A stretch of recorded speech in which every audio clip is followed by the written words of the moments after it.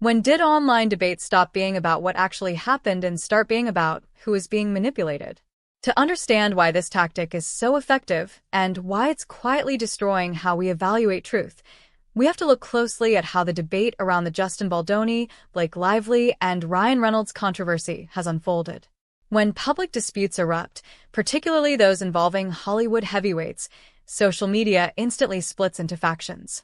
On one side, you have structured timelines, leaked emails, and document-backed claims.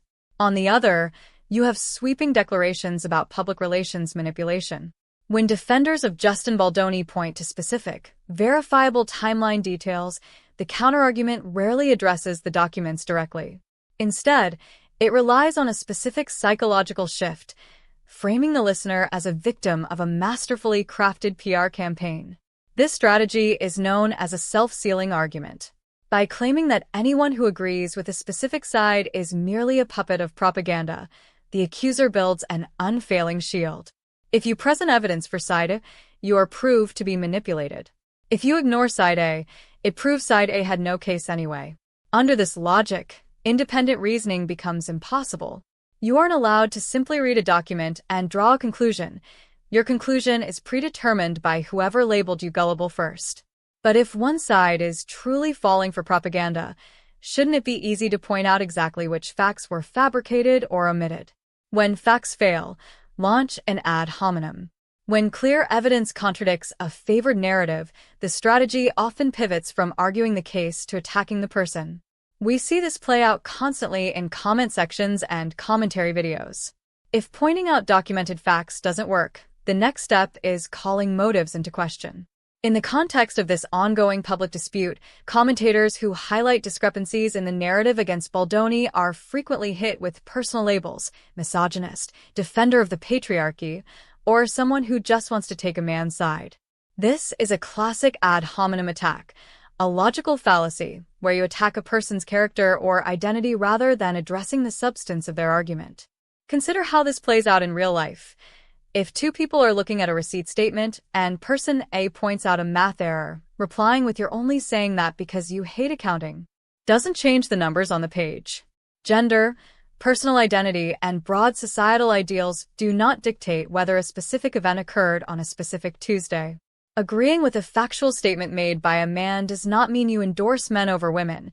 It simply means you endorse the statement. So, why does the internet lean so heavily on identity attacks during celebrity legal battles? If we step back and look at how actual PR campaigns and social media influence operate, the definition of propaganda looks very different from an organic groundswell of people analyzing public facts. When you analyze how information spreads, an intriguing paradox emerges. The people accusing independent observers of falling for propaganda are often relying on top-down narrative cues pushed by massive public relations machines.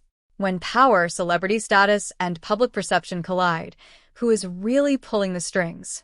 Navigating modern media updates requires a sharp mental toolkit. When you're consuming updates on complex public stories, you can spot bad faith rhetorical tactics instantly by watching for 3 clear warning signs. The shift away from receipts. The moment a commentator stops referencing specific dates, messages, or documents and starts talking exclusively about intentions or vibes, the argument has left objective reality. Labeling instead of refuting. If a counterargument focuses on what type of person you are for holding an opinion rather than why the opinion is factually incorrect, it's an ad hominem distraction. The propaganda cop-out. If someone dismisses your point by saying you've been brainwashed without showing how the information you cited is inaccurate, they have run out of factual rebuttals. At the end of the day, public discourse improves only when we demand rigor over rhetoric. It takes zero effort to dismiss an opposing view as propaganda, but it takes real critical thinking to look at evidence, trace a timeline, and form an independent judgment, even when that judgment isn't the most popular opinion in the room.